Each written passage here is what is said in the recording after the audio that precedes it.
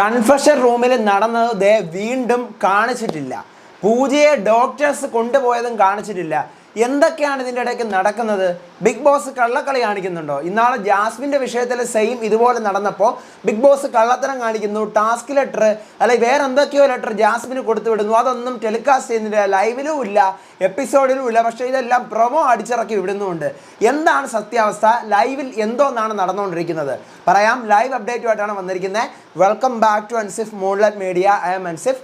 Video കാണുന്ന ഒരുപാട് viewers channel subscribe ചെയ്യാതാണ് കാണുന്നത്. So please subscribe my channel and ആ ബെല്ലൈക്കൻ കൂടി ടേൺ ഓൺ ചെയ്താൽ മാത്രമേ ഞാൻ അപ്ലോഡ് ചെയ്യുന്ന ബിഗ് ബോസിൻ്റെ ലേറ്റസ്റ്റ് ആയിട്ടുള്ള ഫാസ്റ്റ് അപ്ഡേറ്റ്സ് എല്ലാം നിങ്ങൾക്ക് വേഗം തന്നെ കിട്ടത്തുള്ളൂ. അതോടൊപ്പം തന്നെ എൻ്റെ FB പേജും ഇൻസ്റ്റഗ്രാം പേജ് ഫോളോ ചെയ്തവർ മസ്റ്റായിട്ട് ഫോളോ ചെയ്ത് സപ്പോർട്ട് ചെയ്യൂ ഗൈസ്.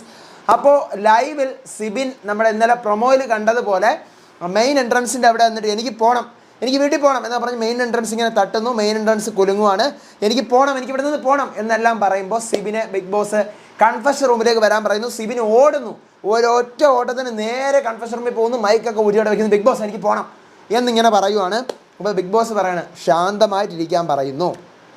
എന്നിട്ട് ഇതേ സമയം പൂജയുടെ കാര്യങ്ങൾ കാണിക്കുവാണ്. പൂജ വയ്യാതെ കിടക്കുന്നു. പൂജയ്ക്ക് ടോയ്ലറ്റിൽ പോകണം എന്ന് പറയുന്നു. അപ്പോൾ പൂജയെ എഴുന്നേൽപ്പിക്കാൻ വേണ്ടിയിട്ട് വീട്ടിലുള്ള എല്ലാവരും അഭിഷേക്, ശ്രീകുമാർ, സായി എല്ലാവരും പവർ റൂമിനകത്ത് കയറണം. പക്ഷെ എന്നിട്ട് പൂജയ്ക്ക് പറ്റുന്നില്ല. കസേരയിൽ എഴുന്നേൽപ്പിച്ച് ഇരുത്താൻ വേണ്ടി കസേരയൊക്കെ കൊണ്ടിവിടെ ഇടുന്നുണ്ട്. പക്ഷേ എന്നിട്ടും പറ്റുന്നില്ല. അപ്പോൾ ബിഗ് ബോസ് പറഞ്ഞു നിങ്ങൾ പുറത്ത് പോകും, അപ്സര മാത്രം അകത്തിരിക്കൂ, ഡോക്ടേഴ്സിനെ പറഞ്ഞു വിട്ടിട്ടുണ്ട് എന്ന് പറയുകയാണ്. ഇതേ സമയം കൺഫഷൻ റൂമിനകത്ത് രണ്ടും സെയിം സമയമാണ്. പക്ഷേ ഇവിടെ സംഭവിച്ച ഒരു സംഭവം ഞാൻ പറഞ്ഞത്. അതായത് പൂജയെ നോക്കുന്ന ബിഗ് ബോസിനെ സംബന്ധിച്ചിടത്തോളം കണ്ടൻ്റാണ് ഏറ്റവും ഇമ്പോർട്ടൻറ്റ്. നിങ്ങൾ ചിന്തിക്കണം, കണ്ടൻ്റാണ് ഏറ്റവും ഇമ്പോർട്ടൻറ്റ്. പൂജ വയ്യാതെ കിടക്കുന്ന അതേ സമയത്ത്, പൂജയെ ഡോക്ടേഴ്സ് കൊണ്ടുവരാനിരിക്കുന്ന അതേ സമയത്താണ് ബിഗ് ബോസ് സിബിനെ കൺഫഷൻ റൂമിലേക്ക് വിളിക്കുന്നത്. സാധാരണ അങ്ങനെ വിളിക്കേണ്ട കാര്യമില്ല.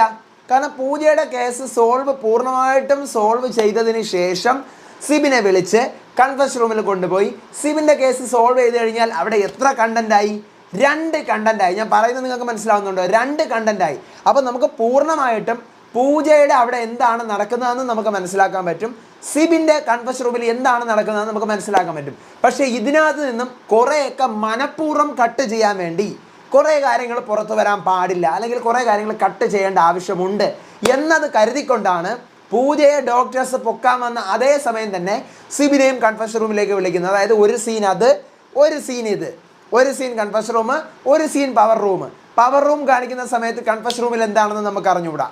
കൺഫഷൻ റൂം കാണിക്കുന്ന സമയത്ത് പവർ റൂമിൽ എന്താണെന്നുള്ള കാര്യം നമുക്ക് അറിഞ്ഞുകൂടാ. മനസ്സിലായോ? കളി മനസ്സിലായോ? അത് ഒന്നാമത്തെ സാധനമാണ്. അതവിടെ ഇരുന്നോട്ടെ, അത് നമുക്ക് മാറ്റി വെച്ചിരിക്കാം.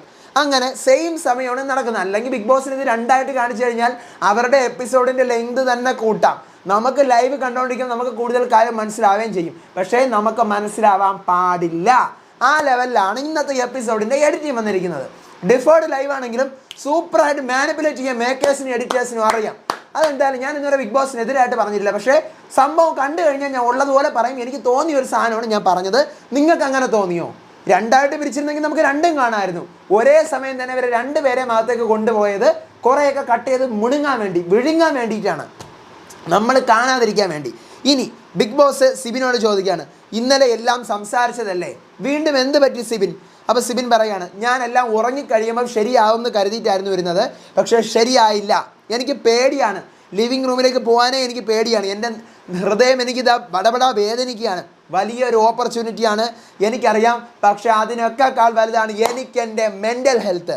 ഇപ്പോൾ ബിഗ് ബോസ് എന്നിട്ട് പറയുന്നു, 1 വർഷം മുമ്പ് എനിക്കിങ്ങനെ ഉണ്ടായപ്പോൾ 1 വർഷം എടുത്തു ഞാൻ റിക്കവറായി വരാൻ, എനിക്കറിയാം. അപ്പം ഇതേ സമയം പൂജ എടുത്ത് ഡോക്ടറൊക്കെ വരുന്നത് കാണിക്കുന്നുണ്ട്. 4-5 പേര് വരുന്നു. പൂജ എഴുന്നേൽപ്പിക്കാൻ നോക്കുന്നു, പറ്റുന്നില്ല. ഓക്കെ, വീണ്ടും ബിഗ് ബോസ് സിബിനെ കാണിക്കുന്നു. സിബിൻ കരുതും പോലെ ഒന്നുമല്ല. പ്രേക്ഷകർക്ക് വളരെയധികം പ്രതീക്ഷയുള്ളൊരു കണ്ടസ്റ്റൻ്റാണ് സിബിൻ എന്ന് പറയുന്നത്. അപ്പോൾ സിബിൻ പറയാണ്, എനിക്കറിയാം, എൻ്റെ അടുത്ത് ഒന്നും പറയണ്ട, എനിക്ക് എൻ്റെ തലയിൽ കയറൂല, എനിക്ക് പേടിയായി തുടങ്ങി. എന്തിനാണ് പേടിക്കുന്നത്? ബിഗ് ബോസ് ചോദിക്കുകയാണ്. എനിക്ക് ഉറങ്ങാൻ പേടി, ചുറ്റുമുള്ളവരെ പേടി, എന്താണെന്ന് എനിക്കറിയില്ല, എനിക്ക് പേടിയാണ്, എനിക്ക് അറിഞ്ഞുകൂടാ, എനിക്ക് മുമ്പും ഇങ്ങനെ തന്നെ ആയിരുന്നു. പുറത്ത് എന്താണ് നടക്കാൻ പോകുന്നത്, എന്താണ് നടക്കുന്നത് എനിക്കറിയില്ല. ബിഗ് ബോസ് ഇപ്പോൾ എന്നോട് ഈ സംസാരിക്കുന്നതും ഗെയിമിൻ്റെ ഭാഗമാണെന്ന് എനിക്കറിയാം. എന്നെ ഇവിടെ നിർത്താനാണ്, അല്ലെങ്കിൽ കണ്ടൻറ്റ് പുറത്ത് പോവാനാണ്, അല്ലാതെ എനിക്ക് പുറത്ത് സപ്പോർട്ടുണ്ടോ ഇല്ലേ എന്നുള്ള കാര്യമൊന്നും എനിക്കറിയില്ല. പൊതുവേ പറയുന്ന ഒരു ഡയലോഗാണ് ഇത് എന്നുള്ള രീതിക്ക് ബിഗ് ബോസിൻ്റെ അണ്ണാക്കിൽ അടിച്ചു വിട്ടു കൊടുക്കുകയാണ് സിബിൻ. അതെനിക്ക് ഇഷ്ടപ്പെട്ടു കേട്ടോ. കാരണം ബിഗ് ബോസ് ഗെയിം കളിക്കാൻ നോക്കുകയാണ്. ഏതൊരു കണ്ടസ്റ്റന്റ് പുറത്ത് പോകണം എന്ന് പറയുമ്പോഴും ബിഗ് ബോസ് പറയും പോണ്ട, നിങ്ങളൊരു മികച്ച മത്സരാർത്ഥിയാണ്, നിങ്ങളെ പ്രേക്ഷകർക്ക് ഇഷ്ടമാണ്, ഒരുപാട് പ്രതീക്ഷയൊക്കെ ഉണ്ടെന്ന്. അതിനിപ്പോൾ ഉള്ള സൂപ്പർ കണ്ടസ്റ്റൻ്റ് ആയാലും അതുപോലെ മോശം കണ്ടസ്റ്റൻ്റ് ആയാലും അങ്ങനെ തന്നെ ബിഗ് ബോസ് പറയുന്നത്. ബിഗ് ബോസിൻ്റെ ആ പരിപാടി എൻ്റെ അടുത്ത് നടക്കൂല, എനിക്കറിയാം. നിങ്ങളിപ്പോൾ എൻ്റെ അടുത്ത് ഈ സംസാരിക്കുന്നതും ഞാൻ വന്ന് കൺഫഷൻ റൂമിൽ ഇങ്ങനെ ഇരുന്ന് സംസാരിക്കുന്നതും ഞാൻ ഇമോഷണലായിട്ടിരിക്കുന്നതും എല്ലാം കണ്ടൻ്റാണ്, പുറത്ത് പോകാനുള്ള സാധനമാണ്, ഗെയിമാണ്. അതെനിക്ക് ഭയങ്കര ഇഷ്ടപ്പെട്ടു. അപ്പോൾ നിങ്ങൾ മനസ്സിലാക്കണം, സിബിൻ എന്ന് പറയുന്ന ആൾ സൂപ്പർ മാനിപ്പുലേറ്റിംഗ് ഗെയിമാണ് കളിച്ചുകൊണ്ടിരിക്കുന്നത്. പുള്ളിക്കാരൻ്റെ ഇമോഷണൽ സ്റ്റാറ്റസിലും ഇങ്ങനെ നിൽക്കുന്ന ഈ വേളയിലും ഗെയിം കളിക്കാൻ കറക്റ്റായിട്ട് കൃത്യമായിട്ട് അറിയാം. സിബിൻ്റെ ഒരുപാട് നെഗറ്റീവ്സ് ഉണ്ട്, ഞാൻ പറഞ്ഞിട്ടുണ്ട്. അതുപോലെ സിബിന് പോസിറ്റീവ്സും ഉണ്ട്. ഈ സാധനങ്ങളൊക്കെ സിബിൻ്റെ പോസിറ്റീവാണ്. കാരണം എന്ത് പുറത്ത് പോകും, എങ്ങനെ പുറത്ത് പോകും, എങ്ങനെ ബിഗ് ബോസ് കളിക്കും, എന്തൊക്കെ ഗെയിം വരും, അവരുടെ സ്ക്രിപ്റ്റ് എന്താണ്, അവരുടെ സ്റ്റോറി ലൈൻ എന്താണ്, എല്ലാം സിബിനറിയാം.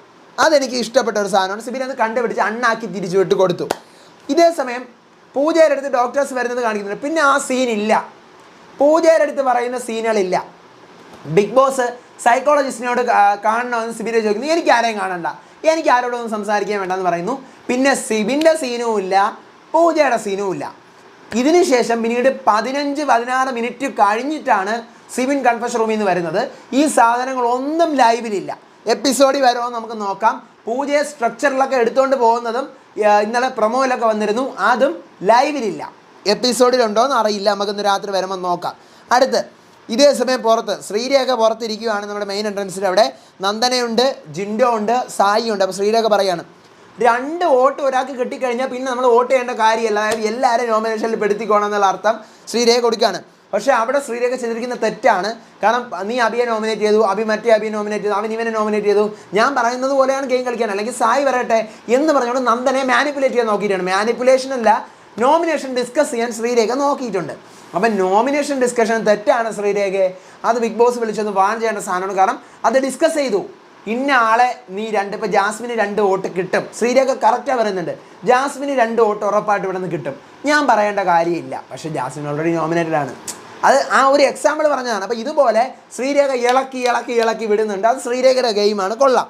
അപ്പം ജിൻഡോ പറയാൻ അടുത്ത വീക്കിലെ ക്യാപ്റ്റൻസി എന്ന് പറഞ്ഞു കഴിഞ്ഞാൽ അതൊരു ഇതാണ് എന്നൊക്കെ പറഞ്ഞുകൊണ്ടിരിക്കുന്നു. പിന്നീട് ശ്രീതും ശരണ്യയും കൂടെ സംസാരിക്കുകയാണ്. ശരണ്യ പറയാണ് ഇതെല്ലാം ഈ ഗെയിമിൻ്റെ പാർട്ടാണ്, ഫിസിക്കൽ വയ്യാതാവുന്നതും മെൻ്റലി വയ്യാതാവുന്നതും എല്ലാം എന്ന് പറഞ്ഞുകൊണ്ട് ശ്രീതുവിൻ്റെയും ശരണ്യയുടെയും കോൺവെർസേഷനാണ് 15 മിനിറ്റ് കാണിച്ചുകൊണ്ടിരിക്കുന്നത്. അന്ന് ജാസ്മിൻ കൺഫഷൻ റൂമിൽ പോയപ്പോൾ എന്തായിരുന്നു കാണിച്ചുകൊണ്ടിരുന്നത്? ബിഗ് ബോസ് നിങ്ങൾ അച്ഛൻ സംസാരിക്കണം എന്ന് പറഞ്ഞിട്ട് നേരെ പിന്നെ വന്നത് ഗബ്രിയും ശ്രീതുവും ശരണ്യയും കൂടെ ഒക്കെ അവരുടെ ഡാൻസ് ഒക്കെ ഇങ്ങനെ പ്രാക്ടീസ് ചെയ്തുകൊണ്ടിരിക്കുന്ന സാധനം അല്ലേ. 15-20 മിനിറ്റോളം സ്ക്രീൻ അവിടെ നിന്ന് മാറിയിട്ടില്ല, നമ്മൾ കറക്റ്റ് കണ്ടതാണ്.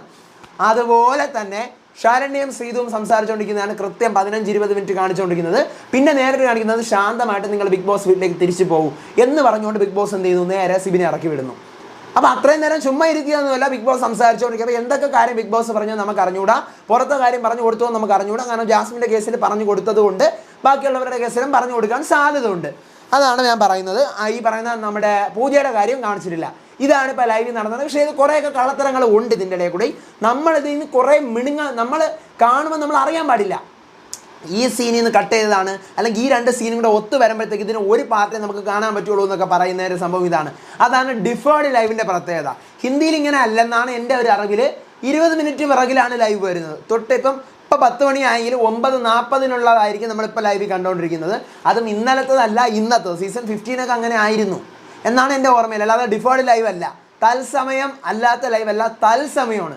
അത് തത്സമയമാണ്. നമ്മൾ ടി വിയിലൊക്കെ ന്യൂസ് കാണുമ്പോൾ തത്സമയമാണ് ആ ലൈവ്.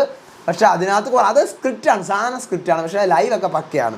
ഇതിപ്പം സാധന സ്ക്രിപ്റ്റ് അല്ല, പക്ഷേ ലൈവ് എല്ലാം കട്ട് എഡിറ്റ് എല്ലാം ചെയ്യുന്നുണ്ട്. എന്തായാലും സൂപ്പർ മേക്കേഴ്സ്, സൂപ്പർ എഡിറ്റേഴ്സ്. ഒരേ സമയം വിളിച്ച ബിഗ് ബോസിനും ഒത്തിരി നന്ദി, പ്ലാനിങ് ചെയ്യുന്ന BB ടീമിനും ഒത്തിരി നന്ദി.